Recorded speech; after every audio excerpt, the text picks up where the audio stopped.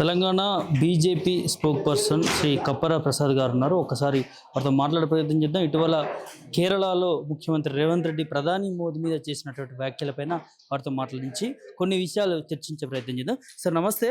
నమస్తే. ఎట్లా చూస్తారు తెలంగాణ ముఖ్యమంత్రి రేవంత్ రెడ్డి గారు కేరళకి వెళ్ళి కూడా ప్రధాని మోదీ గారి మీద కొన్ని వ్యాఖ్యలు చేస్తారు, ఎట్లా చూస్తారు?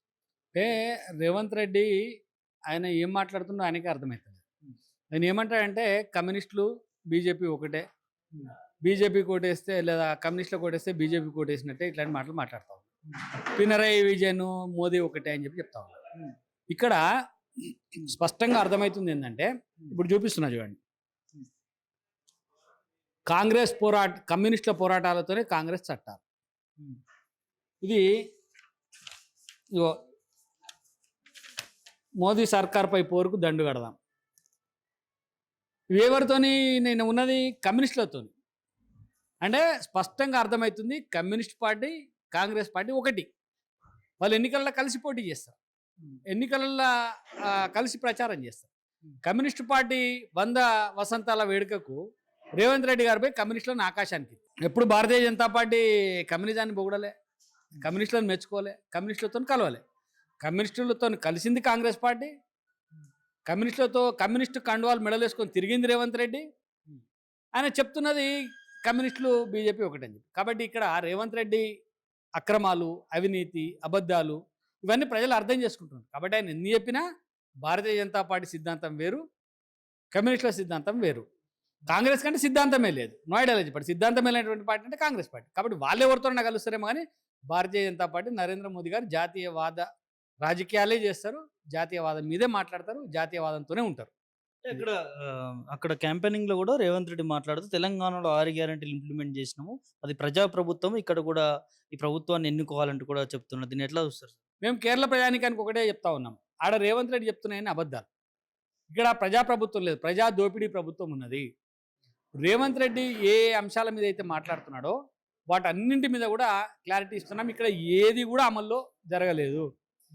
బాలికలకు అంటే ఇంటర్మీడియట్ పిల్లలకు స్కూటీలు ఇస్తామన్నాడు, ఇయ్యలే. మా కళ్యాణ లక్ష్మిలో తులం బంగారం ఇస్తామన్నాడు, ఇయ్యలే. వృద్ధులకు పెన్షన్ 2000 నుంచి 4000 చేస్తామన్నాడు, చెయ్యలే. మా నిరుద్యోగులకు భృతి ఇస్తా అన్నాడు, ఇయ్యలే. 2 లక్షల ఉద్యోగాలు ఇస్తా అన్నాడు, ఇయ్యలే. 2 లక్షల ఏకకాలంలో రుణమాఫీ అన్నాడు, చెయ్యలే. అంటే ఇట్లా నువ్వు ఏది చెప్పుకుంటా పోయినా ఇక్కడ ఏది అమల్లోకి రాలే. ఇలా గృహజ్యోతి పథకం కింద 200 యూనిట్లకు ఫ్రీ ఇస్తా అని చెప్పి కరెంటు సంస్థలకు ఏవైతే మా విద్యుత్ రంగ సంస్థలు వాటికి అప్పులు బకాయిలు పెట్టింది, పెండింగ్ పెట్టింది, ఇవాళ ఎగ్గొడుతుంది వాటికి కూడా.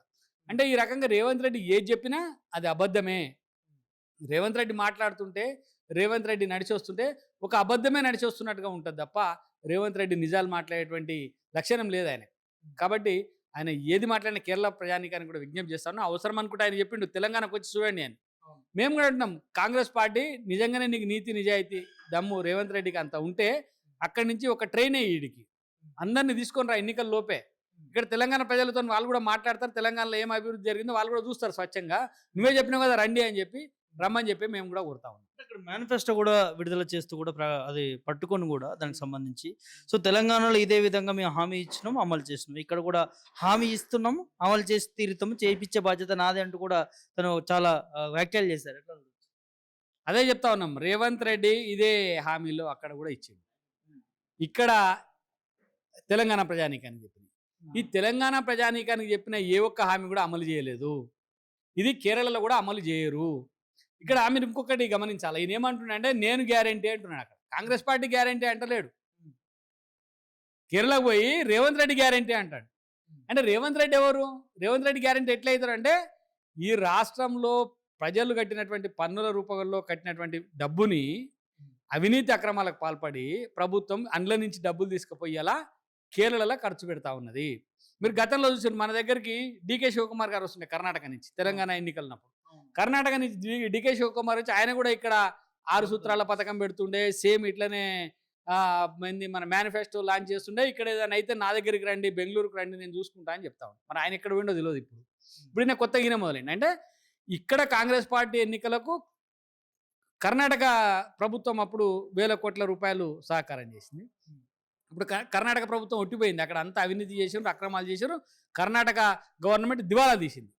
ఇప్పుడున్న తెలంగాణలో కొద్దిగా గొప్ప ఈ సర్కారు ఉంది కాబట్టి వీళ్ళు ఇక్కడ ప్రజల భూములు అమ్మి లేకపోతే అక్రమాలు చేసి అన్యాయాలు చేసి 40% కమిషన్, 40% కమిషన్ సర్కారు. ఈ కమిషన్లు తీసుకొని వేల కోట్ల రూపాయలని కేరళకి ఇస్తా ఉన్నారు. కాబట్టి ఇక్కడ డీకే శివకుమార్ ఓపెన్ చేసిండు, ఇక్కడ పోయి రేవంత్ రెడ్డి ఓపెన్ చేస్తా ఉన్నాడు. అంటే వేల కోట్లు ఇస్తున్నారు, ఏమైనా ఆధారాలు ఉన్నాయనుకోవచ్చు సార్ దీని మీద? స్పష్టంగా చెప్తే రేవంత్ రెడ్డి ఎవరు, లేకపోతే రేవంత్ రెడ్డిని ఎందుకు అక్కడికి పిలిచింది? రేవంత్ రెడ్డి ఏఐసిసి నాయకుడు కాదు, రేవంత్ రెడ్డి గొప్ప ఈడ పాలన చేస్తున్నటువంటి వ్యక్తి కాదు, పోనీ రేవంత్ రెడ్డి కాంగ్రెస్ పార్టీలో పుట్టి పెరిగిన వ్యక్తి కూడా కాదు. మరి రేవంత్ రెడ్డిని ఎందుకు రేవంత్ రెడ్డి అక్కడ ముఖ్య ప్రచారకర్తగా ఉన్నాడు? ఇప్పుడు రేవంత్ రెడ్డి సర్కార్ ఇక్కడి నుంచి తెలంగాణలో చేసిన అభివృద్ధి పనులు అని చెప్పి కేరళలో పత్రికా ప్రకటనలు ఇస్తుంది, ఇక్కడ డబ్బులు తీసుకుపోయి కేరళలో పత్రికా ప్రకటనలు ఇస్తుంది. అంటే దీన్ని బట్టే ఇక్కడ డబ్బులని తీసుకుపోయి కేరళలో ఖర్చు పెడుతున్నారు కాబట్టే వీళ్ళకి అక్కడ ప్రియారిటీ దాదాపు కొనుక్కుంటున్నారు, అంతే తప్ప వేరే లేదని స్పష్టంగా అర్థమవుతుంది కదా. నమ్ముతారు అనుకోవచ్చు సార్ మరి రేవంత్ రెడ్డి చెప్పిన హామీలు తెలంగాణలో ఇలా చేస్తున్నామని చెప్పి కేరళ ప్రజలు నమ్మే అవకాశం ఉంది అనుకోవచ్చు? నేను కేరళ ప్రజలు నమ్ముతారని నేను అనుకోవట్లేదు, ఎందుకంటే ఈయనకు భాష రాదు, వచ్చిరాని భాషలో అక్కడ మాట్లాడుతున్నాడు. ఈయన చెప్పేవన్నీ కూడా అబద్ధాలు, అసత్యాలు, అక్రమాలు. ఆయనే చెప్పిండు కదా, ప్రజలను నమ్మించి ఓట్లు వేయించుకుంటాం కానీ మేము చెప్పినవన్నీ చెయ్యమని చెప్పి ఆయనే చెప్పిండు కదా.